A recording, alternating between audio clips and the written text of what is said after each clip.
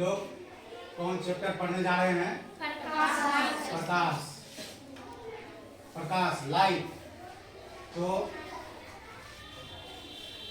प्रकाश क्या है, इस पर हम लोग पहले भी चर्चा कर चुके हैं कि प्रकाश क्या है।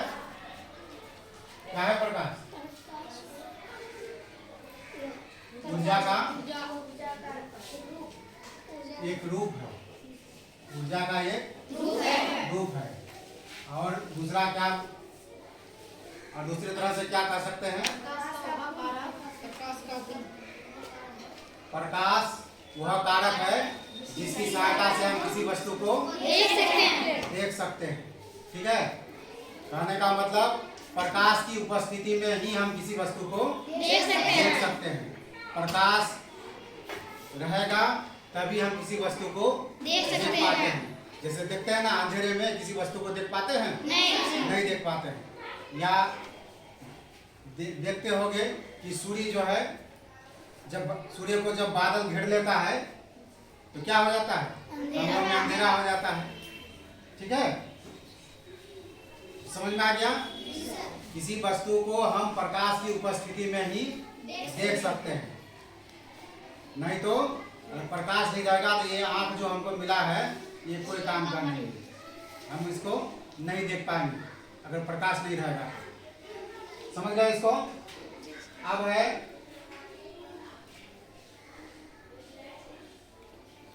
प्रकाश के गुण। प्रकाश के गुण क्या है? प्रकाश का गुण, प्रकाश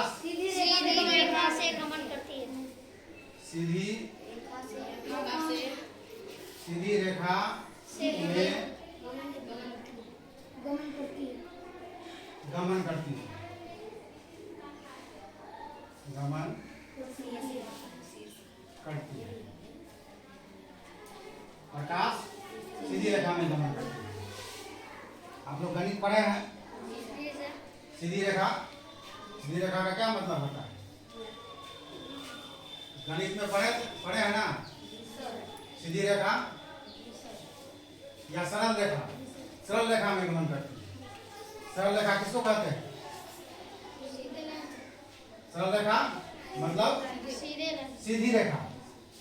सरल रेखा मतलब क्या होता है? सीधी रेखा। सीधी रेखा। तो प्रकाश क्या किस तरह गमन करती है? सीधी रेखा में गमन करती है।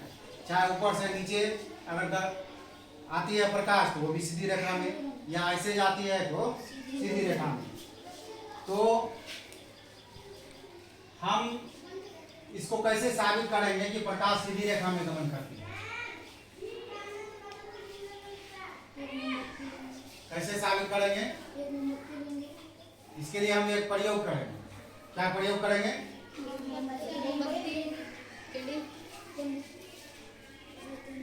कई फूट का टुकड़ा लेंगे, ठीक है, और बीच में क्या करेंगे? छेद कर देंगे। बीच में छेद कर देंगे और जलता हुआ कैंडल इधर लाएंगे, जलता हुआ मोमबत्ती। तो देखेंगे कि ये इसको फूट का टुकड़ा को जो है क्या करेंगे? टेबल पर जो है एक सीट में रख देंगे और देखेंगे कि प्रकाश जो है तीनों छिद्र होता हुआ आगे निकल जाएगा। तीनों छिद्र होता हुआ आगे निकल जाएगा। तीनों छिद्र होता हुआ आगे निकल जाएगा। तो इससे क्या साबित होता है कि प्रकाश सीधी रेखा में गमन करती है। ठीक है, प्रकाश सीधी रेखा में गमन करती है। या हम इसका प्रयोग ऐसे भी कर सकते हैं कि मान लो ये कागज का टुकड़ा, ठीक है, इसको रोल कर देंगे। इसको रोल कर दिए, ऐसे हम जो है मोमबत्ती को देखेंगे तो जलता हुआ मोमबत्ती को देखेंगे तो दिखाई पड़ेगा। इसी को अगर हम मोड़ करके देखें, मोड़ करके, तो दिखाई पड़ेगा? नहीं पड़ेगा। तो यह प्रयोग भी हम दिखा सकते हैं कि प्रकाश सीधी रेखा में गमन करती है। ठीक है, समझ में आ गया? अब जो है प्रकाश है, हम प्रकाश के पथ को कैसे परिवर्तित कर सकते हैं। प्रकाश के पथ को, आगे प्रकाश ये तो समझ गए सीधी रेखा में चलती है, उसके पथ को मतलब उसके रास्ते को कैसे हम बदल सकते हैं। क्या आप जानते हैं कि जब किसी पॉलिश किए हुए चमकदार सतह पर प्रकाश पड़ता है तो क्या होता है। चमकदार सतह पर प्रकाश अगर पड़ता है तो क्या होता है।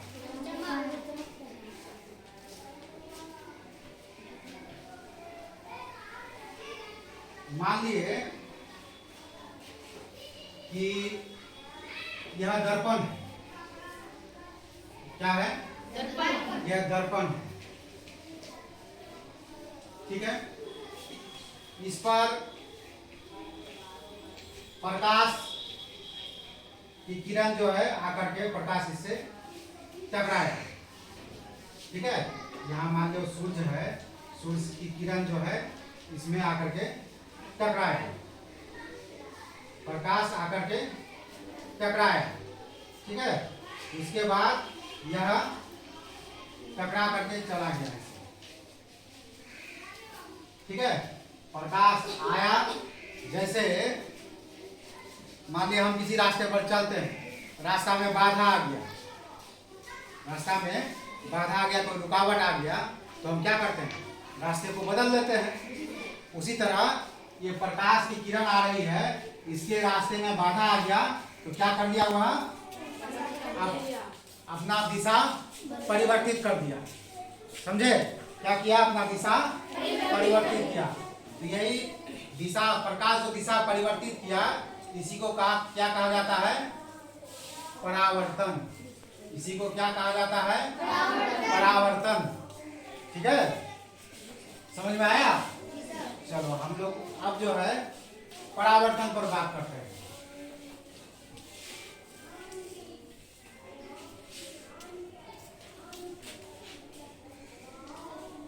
प्रकाश का परावर्तन,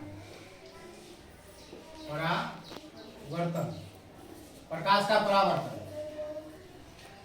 तो प्रकाश की दिशा को परिवर्तित करने की एक विधि है। यह दिशा परिवर्तित हुआ तब ना हुआ। मान लिया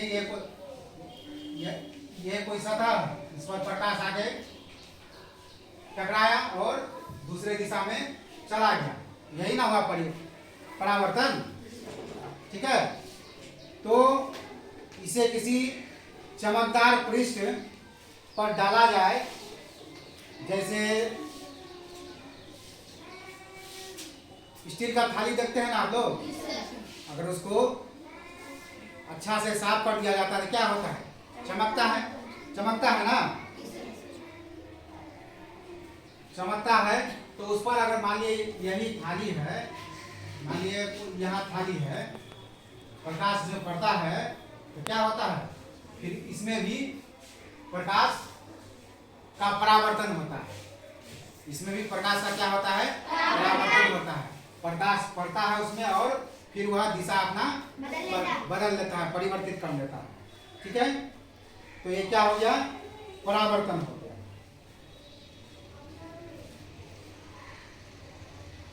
तो क्या आपने कभी जल में इमारतों का या पेड़ पौधों को देखा है?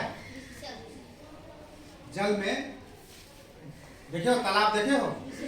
तालाब में अगर देखते हो तो क्या पेड़, बगल में अगर पेड़ पौधा है तो उसका परछाई दिखाई पड़ता है? दिखाई पड़ता है। या कोई घर है, इमारत है तो दिखाई पड़ता है? दिखाई पड़ता है। तो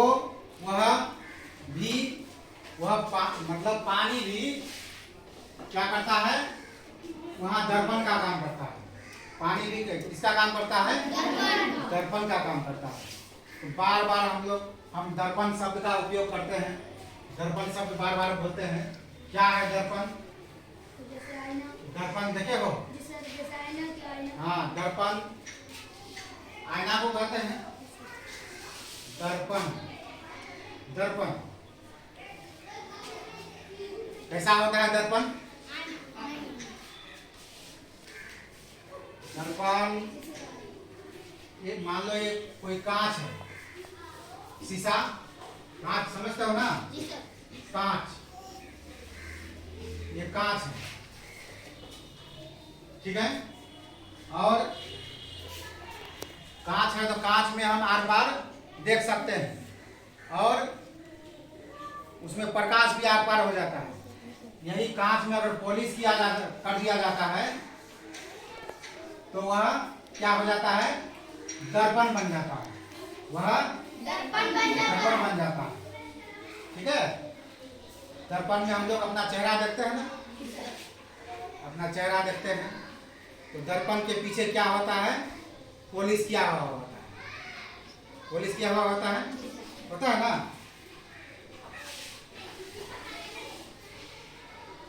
अच्छा, कहे ना कि पानी जो है, पानी भी दर्पण का काम करता है ना। कहानी सुने हो खरगोश और शेर का? जंगल में जो है एक शेर था, जो राजा था। एक दिन खरगोश का बारी आया खाने के लिए, मतलब खरगोश को जो है वो खाना चाहता था, तो वह उपाय सोच रहा था कि कैसे हम बचे इससे। तो उन्होंने कहा, खरगोश क्या कहा शेर से कि और एक शेर जंगल में है, वो कहता है हम जंगल का राजा है। तो कौन है वह? गुस्सा से लाल हो गया, लाल हुआ ना। तब जो है वह खरगोश, चलिए हम उससे मुलाकात कराते हैं। लेके जाके कहाँ लेके गया? कुआं में लेकर के गया, बताया हमको जो इसी कुआं में है। जब वह शेर जो है कुआं में देखा तो क्या पड़ा? क्या दिखाई पड़ा उसको?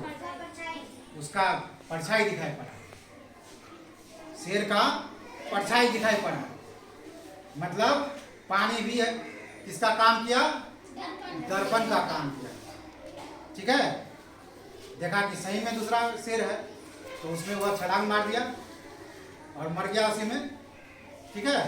तो यहाँ कहने का मतलब ये है कि पानी भी दर्पण का काम करता है, ठीक है। तो कोई भी पॉलिश किया हुआ या चमकदार पृष्ठ दर्पण की भांति कार्य करता है। जब प्रकाश किसी दर्पण पर पड़ता है तो क्या होता है? दर्पण के ऊपर पड़ने वाले प्रकाश की दिशा को बदल देता है। दर्पण द्वारा प्रकाश की दिशा का यह परिवर्तन प्रकाश का परिवर्तन कहलाता है, प्रकाश का परावर्तन कहलाता है, ठीक है। इसको समझ गए? दर्पण में एक क्या है? हम लोग अपना जो चेहरा देखते हैं किस दर्पण में देखते हैं? कौन दर्पण है वह कौन दर्पण है? समतल दर्पण। कौन दर्पण है? जिसमें चेहरा देखते हैं वह कौन दर्पण है? समतल दर्पण। समतल दर्पण है। तो समतल दर्पण का सतह क्या होता है? कैसा होता है? समतल होता है। सतह इसका कैसा होता है? समतल होता है। और मान लिए ये समतल दर्पण पर प्रकाश इस पर पड़ा, ठीक है। उसके बाद ये जो है इसका ये दर्पण के सतह पर पड़ा, तो ये इस सतह को क्या कहा जाता है? क्या कहा जाता है? परावर्तक सतह। क्या कहा जाता है? परावर्तक सतह। इसको क्या कहा जाता है? परावर्तक सतह। इसको हम परावर्तक सतह कहेंगे। जिस सतह पर परावर्तन हो रहा है उसको हम परावर्तक सतह कहेंगे, ठीक है। चलो आप ये प्रयोग करते हैं।